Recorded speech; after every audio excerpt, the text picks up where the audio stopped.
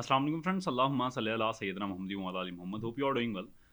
IR या political science एक बहुत ही इंपॉर्टेंट क्वेश्चन, और जो स्टूडेंट्स सीएसएस, सीसीई या कोई भी ऐसा एग्ज़ाम जहाँ पर ये दो सब्जेक्ट के बीच में चॉइस करनी हो, बड़ा एक तज़ाद में रहते हैं।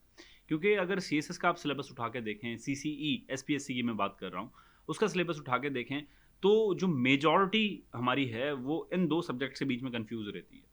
तो मैंने ये सोचा कि मैं खुद सीएसएस का अटेम्प्ट मैंने आईआर के अंदर दिया था, और अल्हम्दुलिल्लाह मेरा 120 से अबव तकरीबन स्कोर था। आई डोंट रिमेंबर, पर मेरा 120 से अबव ही था, 122 था या 123 था, ऐसे ही था।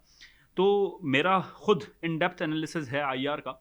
और पॉलिटिकल साइंस भी मैंने शौक से पढ़ा, क्योंकि एक शौक था मुझे स्टडी का, आज भी है। मैं स्टडी शौक से कर रहा होता हूँ, तो मैंने इन दोनों सब्जेक्ट्स को बहुत करीब से देखा है।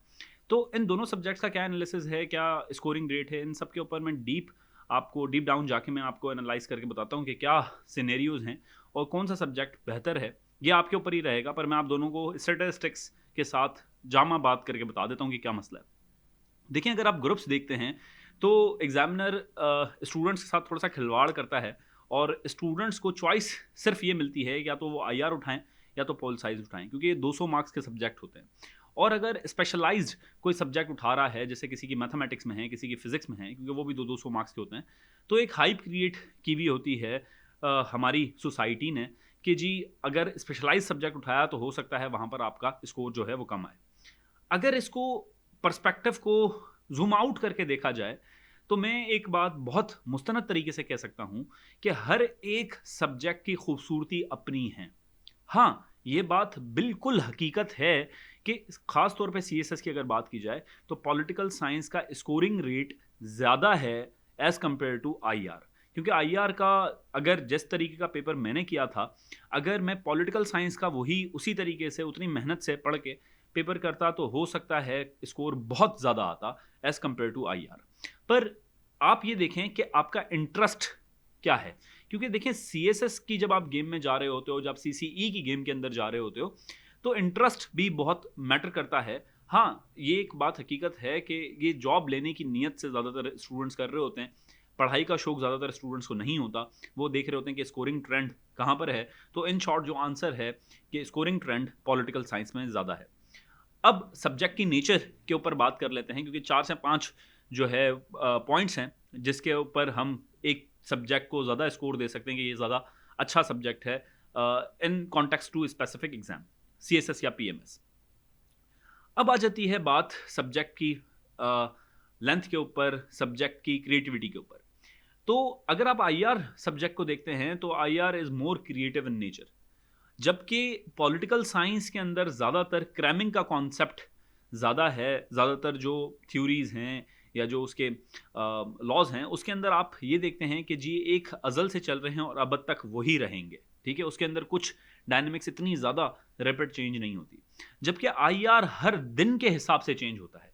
इसकी एक एग्जांपल आप ऐसे ले लें कि अगर आईआर से रिलेटेड आपका स्टांस पूछा जाए फ़लस्तीन इशू के ऊपर, तो आप किस तरीके से उसको टैकल करते हैं। अब ज़रूरी नहीं है कि जो आप थ्योरीज़ लगा रहे हैं आईआर के अंदर एग्जामिनर को इम्प्रेस करने के लिए या एग्जामिनर को अपना जवाब देने के लिए, वो एग्जामिनर उससे मुत्तफिक हो और उन थ्योरीज़ या उस सॉल्यूशन से एग्जामिनर इम्प्रेस होकर आपको मार्क्स दे।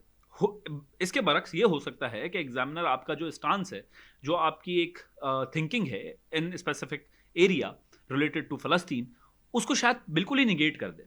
और ये एक बेसिक रीज़न रहता है आईआर के अंदर कम स्कोर का, कि जो आपकी मैच होता है आपका एग्जामिनर का और आपका, वो मेंटल मैचअप नहीं हो पाता ज़्यादातर एरियाज़ के अंदर।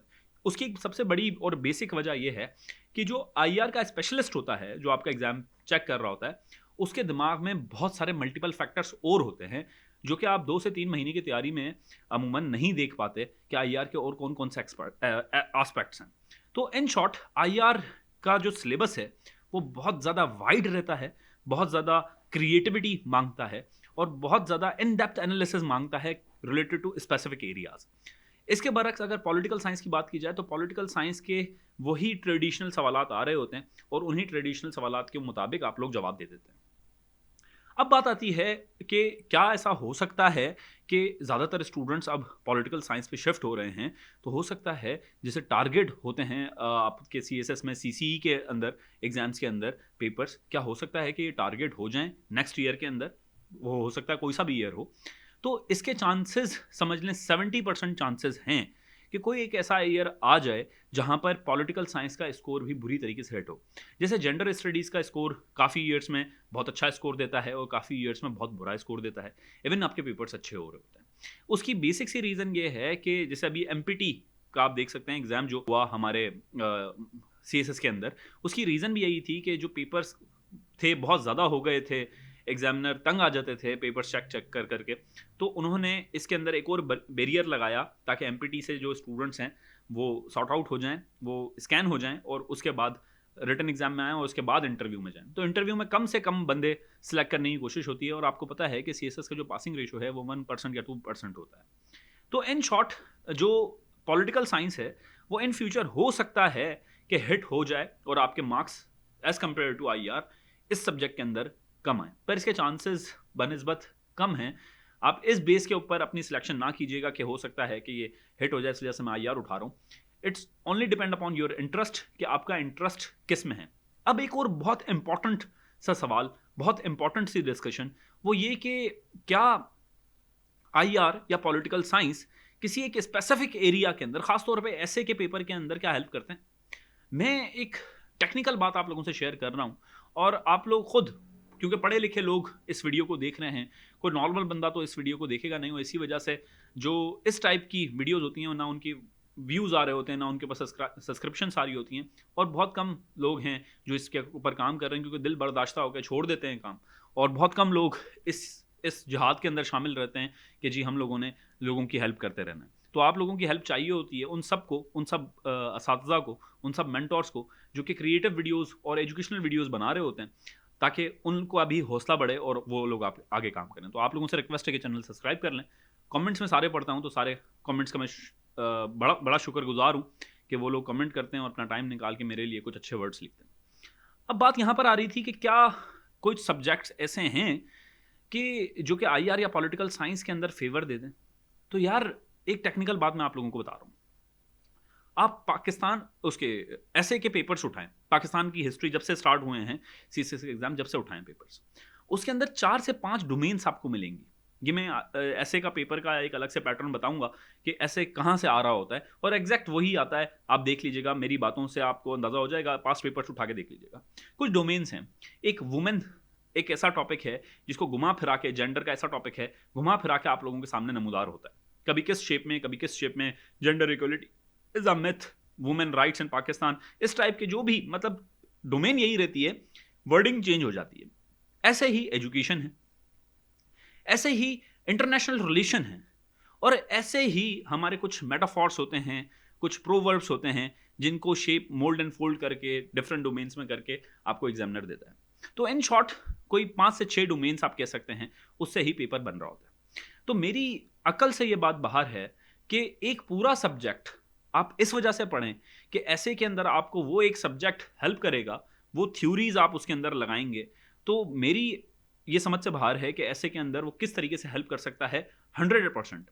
तो कोई भी सब्जेक्ट आपको ऐसे के अंदर हेल्प करता है, चाहे वो कोई सा भी सब्जेक्ट हो, उसकी कुछ थ्योरीज पॉलिटिकल साइंस की भी लग जाएंगी ऐसे के अंदर, ऐसे ही आईआर की भी लग जाएंगी, ऐसे जेंडर स्टडीज की भी लग जाएंगी, ऐसे सोशियोलॉजी की भी लग जाएंगी।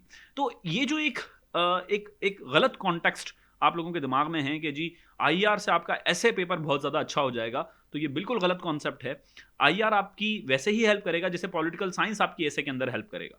अब ऐसा नहीं होगा कि आईआर पढ़ने के बाद आपका बहुत ज़्यादा ऐसे का पेपर अच्छा हो जाए, पर यह बात हकीकत है कि करंट अफेयर्स का पेपर और पाकिस्तान अफेयर्स का पेपर, ये 2 पेपर ऐसे हैं जो कि आईआर की वजह से आपको एज मिल जाता है इन 2 पेपर्स के अंदर। बाकी और जितने भी पेपर्स हैं उसके अंदर एज सच कोई इतना ज़्यादा आपको इंप्रेशन नहीं मिलेगा, इतना ज़्यादा आपको हेल्प नहीं मिलेगी कि आपका जो आईआर उठाने की वजह से ऐसे पास हो जाए। ऐसे के अंदर बेसिक कैरेक्टरिस्टिक्स जो होती हैं वो उसकी बेसिक इंग्लिश होती है कि आपका स्ट्रक्चर कैसा है, आपका फ्लो कैसा है लिखने का, आपके आइडियाज़ मैच्योर हैं या नहीं हैं, ये कुछ चीज़ें हैं। आपकी स्पेलिंग्स ठीक हैं, आपका ग्रामर स्ट्रक्चर जो है वो ठीक है, आपका सेंटेंस जो बनाने का तरीका है वो सिंपल है और टू द पॉइंट है या नहीं, ये कुछ चीज़ें हैं जो कि देखी जाती हैं। और आपको ऐसे का पैटर्न पता है या नहीं। तो ये कुछ चीज़ें हैं जो कि लमसम देखी जाती हैं ऐसे को पास करने के लिए। आई होप आप लोगों को एक क्लियर कट आंसर मिल गया होगा कि एस जो आईआर है उसके क्या प्रोज एंड कॉन्स हैं और पॉलिटिकल साइंस जो है उसके प्रो एंड कॉन्स क्या हैं। अब आ जाते हैं पॉलिटिकल साइंस के ऊपर, थोड़ी सी और बात कर लेते हैं। तो पॉलिटिकल साइंस का जो सिलेबस है वो ज़्यादा है, लगता ज़्यादा है, पर अगर आप थोड़ा सा इसको डीप डाउन देखें तो एक दफ़ा अगर आप कवर कर लेते हैं तो आपको वो बार बार नहीं पढ़ना पड़ता। फॉर सपोज मैंने आई थिंक 2020 का 21 का मैंने अटेम्प्ट दिया था, तो अब मुझे दोबारा अगर मैं अटेम्प्ट देता हूं तो मुझे दोबारा से सारी चीज़ें आईआर की पढ़नी पड़ेंगी, दोबारा से मुझे करंट अफेयर्स सब चीज़ें देखनी पड़ेंगी।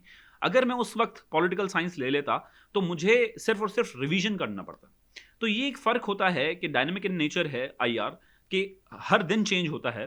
तो आपको मैं यही सजेस्ट करूंगा कि अगर आपने एक दफ़ा की तैयारी करनी है तो आप पॉलिटिकल साइंस उठाएं। अगर आप क्रिएटिव हैं, आपको लगता है आपको चैलेंजेस पसंद हैं, आप जस्ट फॉर फन कर रहे हैं, किसी को इंप्रेस नहीं करना, आप अपने लिए सीएसएस करना चाहते हैं और अब बस अपनी इंटेलेक्चुअल एबिलिटी को बढ़ाना चाहते हैं, आपको रीडिंग का शौक है और आप देखना चाहते हैं कि अगर हो गया तो हो गया, नहीं हुआ तो ठीक है, तो आप आईआर उठा लें। ये मेरी पर्सनल सजेशन है आपको, पर मैं ऐसा नहीं कहूँगा कि आप यही उठाएं इसमें ज़्यादा स्कोर आएगा। It's all depend upon your luck और ऑन योर एफर्ट्स, कि आप कितनी एफर्ट्स उसके अंदर पुट करते हैं। आई होप ये वीडियो इन्फॉर्मेटिव होगी।